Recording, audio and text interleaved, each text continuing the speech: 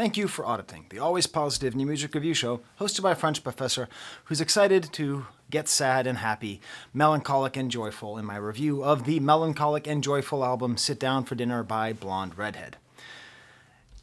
If you are at all familiar with the background of this album, it should be clear to you how important this book is. The Year of Magical Thinking by Joan Didion. And what I want to do is just to get you set up for this album is to really explain what does this book have to do with this album. Now, first of all, the title of the entire album comes from this line: "You sit down for dinner, and life as you know it ends." That's a direct line from this book. If you don't know what this book is about, Joan Didion is a very famous writer, a cultural observer. She died a couple years ago. There she is. There she is with her daughter, and there she is with her husband, John. And John had dinner. Actually, she was in the hospital. It's a very sad story. She's okay, but she was in the hospital, and they were back in their apartment in New York, and he sat down for dinner and had some kind of heart attack and died right there. And life as she knew it changed forever. And if you see the cover, it actually spells out John in there. And it's a very moving book. Okay? It's a very moving book, all based on this principle, which is that life changes in the instant, the ordinary instant. That's the thing that she really emphasizes about this whole story, is that it was ordinary. She was sitting down for dinner, and that's when it happens. That's when things happen, when things are normal and things are ordinary. As a matter of fact, I just want to go a little bit deeper into it because I think it's this important. And if you care about this album, I hate to say it, but you have to care about this book. This is how it begins. I need my glasses. Where are my glasses? Where are my crooked-ass glasses? I have my normal ones at home. These are the ones I sat on. I keep them in my office. Life changes fast. Life changes in the instant. You sit down to dinner, and life as you know it ends. The question of self-pity. Those were the first words I wrote after it happened. The computer dating on the Microsoft Word file reads May 20th, 2004, but that would have been the case in my opening file and reflexively pressing save when I had closed it.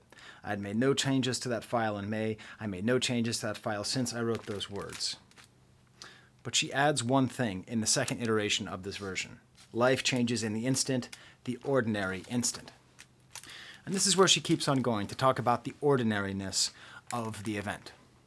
Now, part of what made this book so important is when it came out. It came out 2004, 2005, and it very much is a 9/11 book. Even though it's about a specific instance, about a specific very famous person and her very famous husband and his death, she very clearly mentions on the second page here how people talk about September 11th as being a normal day, a nice, clean, bright Tuesday.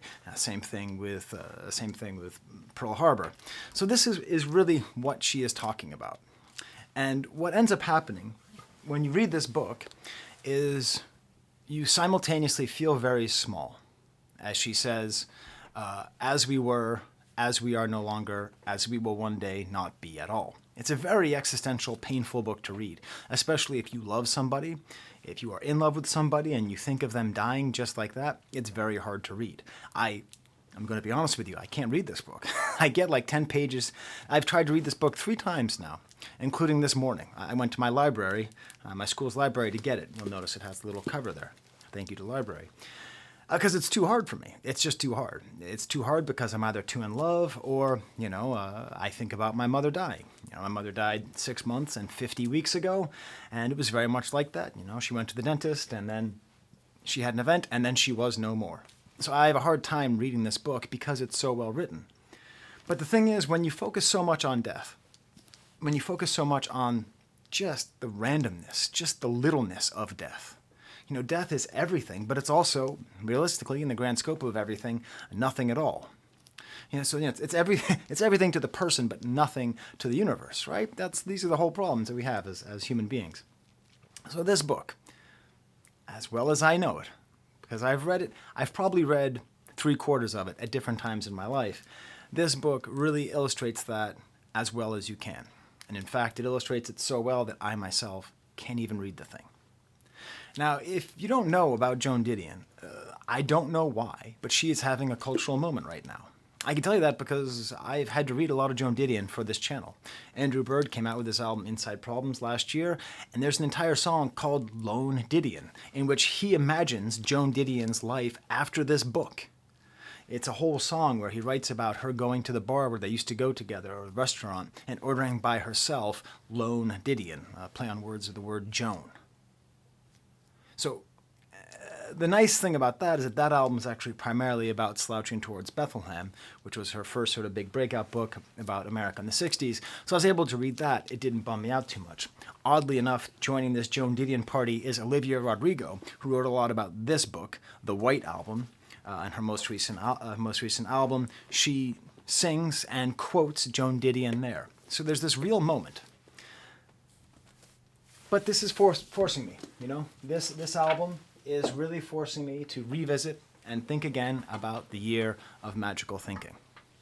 By the way, my wife independently has been getting interested in Joan Didion lately, and she's been watching the documentary on Netflix. Her review is, it's fine, but not nearly as interesting as her life. So that doesn't sound like a particularly ringing endorsement. I don't know. So that's a place to start, right? Because the actual quote from the book is, you sit down to dinner and your life changes forever. Okay? But there's another aspect to this album. Because what is the cover? Do you remember? Do you even know? The cover is a strawberry. Is there any other better symbol for the beauty and the joy of life than a ripe strawberry? Now, I don't know if this is on purpose. I suspect this is a reference to Ingmar Bergman's movie, Wild Strawberries. It's all about like how you can waste your life in work and how you have to learn to appreciate the little times in life and appreciate joy and the passing of summer. I mean, a strawberry, especially in the old days, a strawberry only exists for just a couple months of the year. And when you eat them, and they're so good and they're so fresh, and they're this sweetness and this life.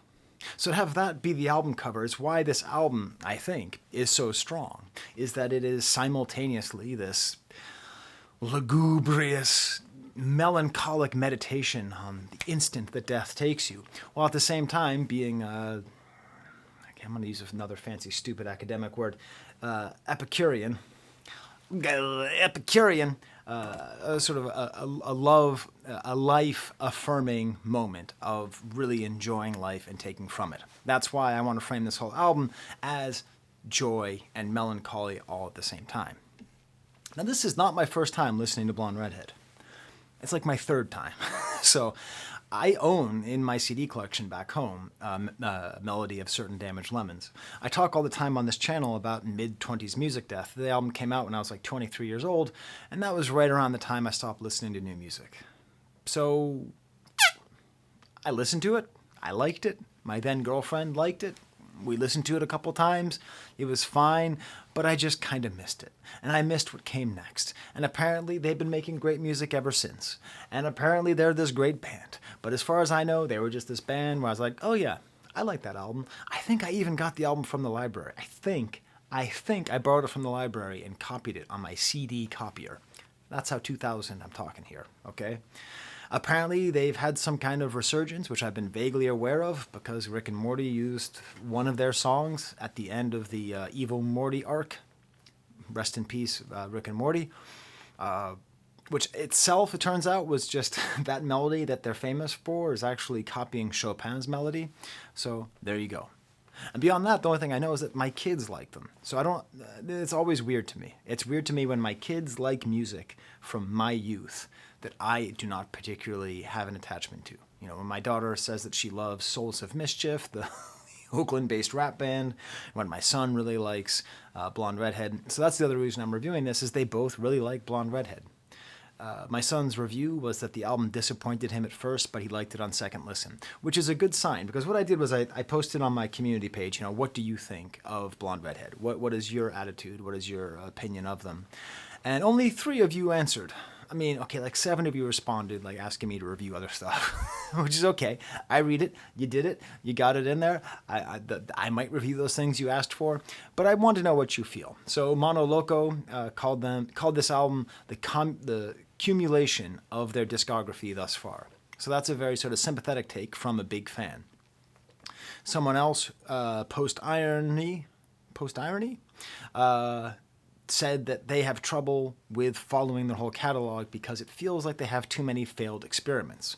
So already I'm there. I'm there for this band because if you have some fans saying that this is it, this is the culmination of their work, and others saying I can't get behind all their work, that means they're doing interesting stuff. That means they're experimenting, maybe not always successfully, but at the very least they are trying to do something interesting, right? And then finally Otto Shade says there's 3 other albums I need to understand why they're really in people's pantheon, but that's one of the fun things I like to do on this channel. You know, this is not my full-time job. I am at my full-time job. I'm waiting to be at the academic senate. I've already helped someone with admissions. I show them around campus. I volunteered a shift at our pantry to help students who don't have enough money for food, and community members don't have enough money for food. So this is my full-time job here on campus. This is a hobby I picked up in the lobby right here talking about music. So you might be seeing me, I call myself Professor Skye and I have 50,000 subscribers, but I don't know that much about music, you know? That's not the main thing I'm trying to bring to you. I'm trying to bring to you, my analysis, the way I look at things. So I'll bring you Joan Didion. But I can't tell you, well, compared to their album 23, this is, I don't know. I don't know. I will tell you this, though. This album is tight. When you listen to as much new music as I do, 3 to 4 new albums a week, every week for 5 years, you get so sick of bloated albums. Like, guys, I get it. You get more money per stream, but could someone please cut the fat a little bit? There is no fat on this album, which is really cool because it is also like a dream pop album. I mean, that's the genre I would put it in. Very dreamlike, gauzy sounds and feels. It's much more of a vibe than it is a bop, so to speak, to use the parlance of our time. It's, to use the parlance, I gotta have Professor Frink with me all the time. I have this is my toy rack right down here. I keep in my office. How many can you name? List them in the comments. That's what my office is like. So it's much more vibe related than it is sort of about hooks, but that vibe itself is very rich and is very rewarding. So, what's the best way to listen to this album? I discovered it this morning. The best way to listen to this album is to read the damn book. Seriously. I was just jumping around in the book, reading different chapters, and trying to kind of make sure I remembered the book, the parts I was able to read, and listening to this album. And it's like, because it's not like super vocal heavy, it's good to read to, and because it puts you in the mood that this book puts you into, I'm telling you, it's a kind of synesthesia, combining of multiple senses that is a very agreeable thing to do. Go to your library. They probably have this at the library. It was a very popular book 15, 20 years ago, but I don't think it is anymore. Of course, you can use Libby, which is a free audiobook service through your library. And if you absolutely have to, you can go to a bookstore and buy it. But, that's the best way to listen to this because it helps you to be happy and sad. It's a happy and sad album for a sad and contemplative book. And I think the goal at the end of all of it is we are to be like the snowman. That's my stamp for the album. It's also the first track on the album. Click above Picasso's Lovers to hear the song Snowman. Now, I don't know if I have a little theory. Okay, this is a theory, by the way. I have no idea if anybody... I know that there's like a woman and a man in this band. That's all that I know. I don't know if they're married. I don't know if they have kids. But I suspect there's like a kid around. And I suspect that kid likes Disney movies. Because I suspect this song is partly with Olaf in mind. But what do I know? This is like everything that's good and bad about this album, the highs and lows. These pulsing rhythms, almost polyrhythmic at points, punctuating synths and voice behinds and layers and layers and layers and layers, kind of incomprehensible lyrics, but it's all about trying to feel alive. Live like a loner, live like a no man, live like a snowman.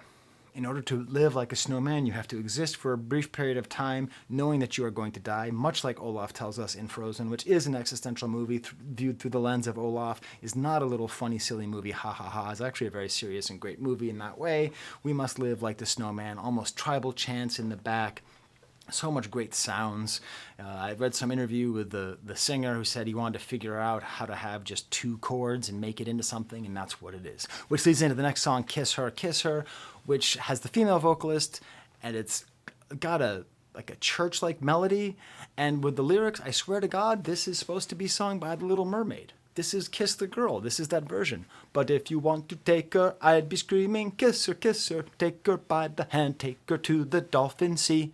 The dolphin sea? Why are we talking about dolphins in a song about kissing her? So anyways, this is a reinterpretation of the song Kiss the Girl, I believe, but still tied into this larger theme of appreciating life, learning to love life. Am I wrong about that? Are you mad at me because you're a Blonde Redhead fan? Feel free to tell me in the comments.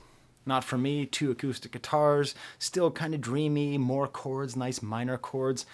The male vocalist is sort of backing himself up. It's almost like religious at certain points, the way that it sounds. All these lyrics about flowers. Again, flowers are often themes of life and death and the fugitive nature of existence. My favorite track on the album isn't actually Snowman, it's the next track, Melody Experiment. This like great guitar sound, almost like My Bloody Valentine style chords. The post-chorus has this descending bit that gets into this groove, and there's all these great percussive elements and a little drum solo. It's just so tasteful and so gorgeous. And it seems to be about going off into a spaceship and then coming back. I don't know. All of this stuff is very carpe diem, seize the day, live life well, figure out how to make meaning of your existence while you're here. Rest of your life is a companion piece to this, I'm pretty sure. It's cool, kind of plodding guitar. This flute is way up front. The whole song sounds like a graduation feel, except it has these little high sounds which sound to me like little high farts. Now I've said it, you can't unhear it. You can feel free to unlike this video, but if you do like it, smash the like button, subscribe, and if you type in AVAA, I will guarantee heart your comment. Okay? The rest of her life, She Walks Without You. This song feels like it's a companion piece to Andrew Bird's Lone Didion.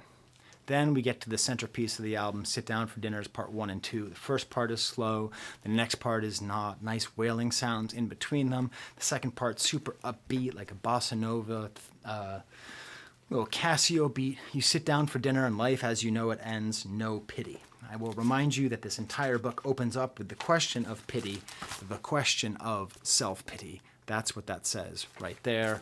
You sit down for dinner and life as you know it ends. That's a direct quote. The question of self-pity, the answer, as provided by Blonde Redhead, is no pity. I thought you should know, some piano and synth, some millennial whoops, very much like kind of a nice driving, looking out the window, contemplating nature kind of feel here. It's like it's sort of simultaneously epic while also almost not being a song. The track Before has this cool high guitar, and all the lyrics are about before, like if you knew me before, would you still love me like you did before? Kind of going off of the theme of this. We're not quite in Joan Didion territory here, but probably the catchiest chorus. In a similar way, If is a pretty catchy song. It's got Casio drum machines. It builds very well. It's all about thinking to myself. For the first time really in the album, like the lyrics are way up front and I actually understand them. For the most part, the lyrics are always in the background, part of the texture. And I'm thinking to myself, what did I find in you? It's sort of a breakup anthem. Great imperial like synthesizers and pianos, and then the album ends with an instrumental outro. I don't know if this is their trademark. I don't know if they're just trying to repeat what they managed to do by mistake with the Rick and Morty song here. Nice vocalizing, nice dreaming outro. It feels to me like this is a song to appreciate your life, to appreciate the time that you spend, that you can eat strawberries, and that you can cherish the people that you love, because you just never know. You might be at dinner, and they might just die. So, love each other. I don't know what else to tell you. All right, well, my battery's about to die, so I better end this video now. I hope you like the album as much as I do. Tell me what I don't know about Blonde Redhead, okay? There might be stuff I don't know you want to tell me, all right? Are you going to read Joan Didion? You want to see the toys again? All right, there's the camera.